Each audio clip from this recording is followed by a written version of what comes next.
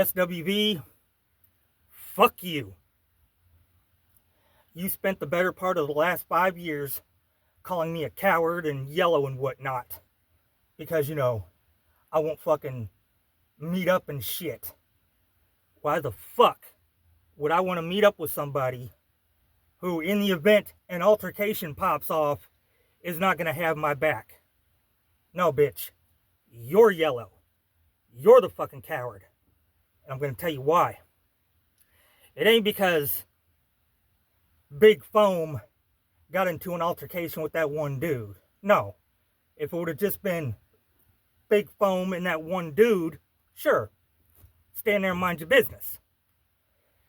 But as soon as that one dude's homeboy started running across the street up behind him, that's when you put the fucking camera down and you get in there and you get your dog's fucking back.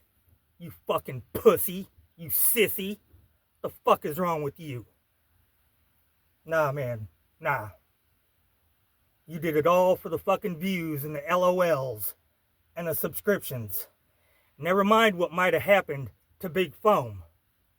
Which, I mean, Big Foam, I'll get to you in a second.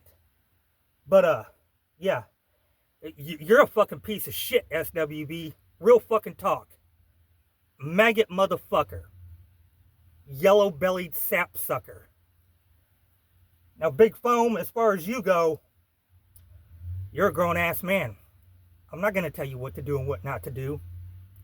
But if you're going to get out in the street, you know, and you're going to troll the Ave, and you're willing to get into fisticuffs with these people, please, Big Foam, when a guy is coming at you, put your fucking hands up.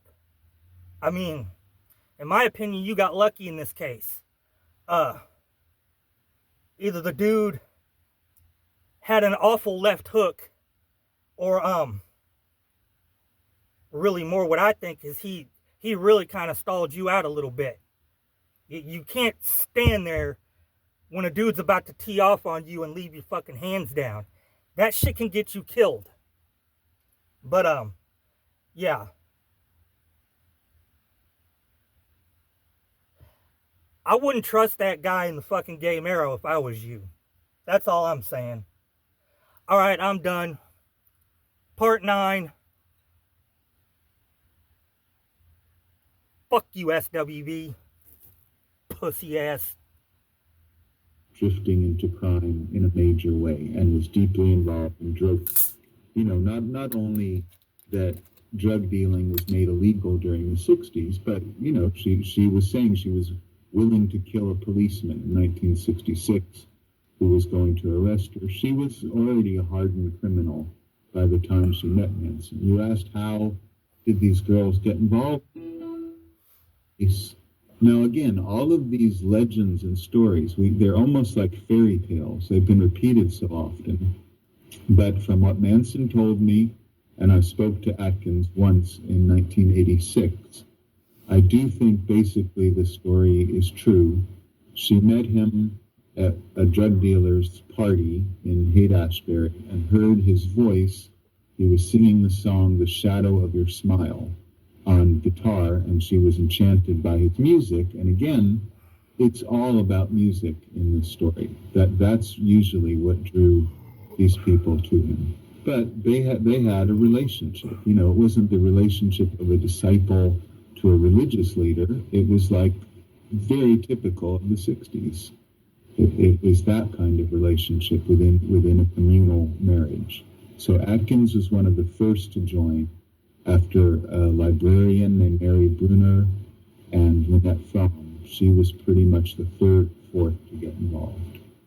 But that's how she got involved, was she was intrigued with his music, and she got on this school bus that he had got from somebody, and they left Haight-Ashbury, San Francisco together, which was falling into criminality and violence and massive drug abuse, to the point where the Summer of Love had turned into a hippie ghetto of destruction and violence. So they escaped from it. They went to Los Angeles.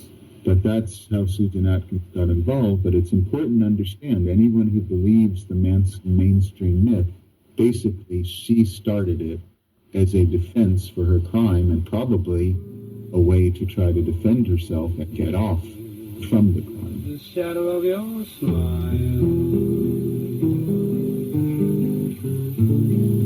when you are gone will cover all my dreams and light the dawn. Look into my eyes, my love, and see. And for those who are curious, yes, that was Charles Manson on a rare recording of The Shadow of Your Smile.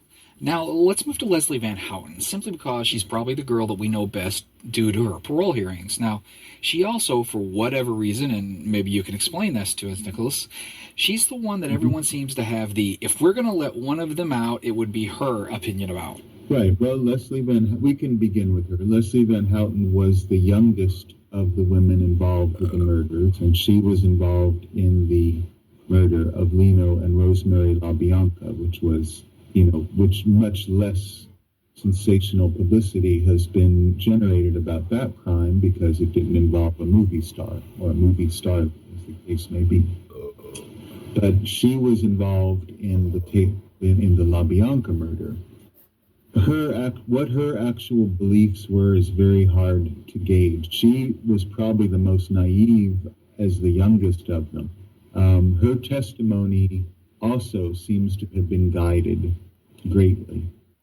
But if you don't want to get into the parole issue yet, I should reserve judgment on it. But I think that she may well have believed that the reason she was involved in the LaBianca murder was that she actually believed that by committing this murder, it would free her boyfriend, Bobby Beausoleil, who had committed the Hinman murder.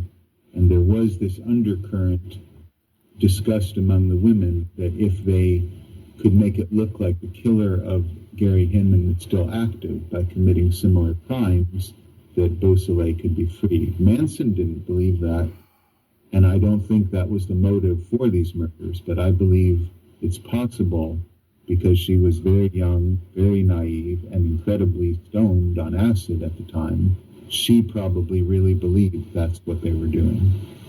As to what kind of person she was, as I said, she was the youngest and probably the most naive of all of them. However, I've heard from other people who also were doing research into this that, another part of the myth is that this Manson group were a satanic cult of some kind, which is absolute nonsense. It's not even remotely true. And maybe we need to get into that a bit later too, because it's so widely believed. But just one interesting tidbit, several people before Leslie Van Houten was involved in the Manson group, which was mostly very close to being Jesus freaks in their intense Christianity, far from being devil worshippers. They were very enmeshed in Christian belief. Some people had encountered her at a hippie commune that was actually satanic. So in a way, Leslie Van Houten probably, strangely, had some of the most extreme belief systems of any of these women, although now she's presented as the most innocent and least crazy of them. What I think is she actually was more ideologically motivated than the others. And that's interesting because Leslie Van Houten is now portrayed as the most mild of the girls. So let's move on to Patricia Krenwinkel. Right. Krenwinkel, and she's, because this is a media-created story, Krenwinkel's hardly ever mentioned. Most people know nothing about her because she's the least conventionally attractive and glamorous of these women. So she's sort of been shunted aside. But she, along with Charles Tex Watson, if you really want to get down to it, it's the Tex Watson and Krenwinkel murders. She did most of the killing and the actual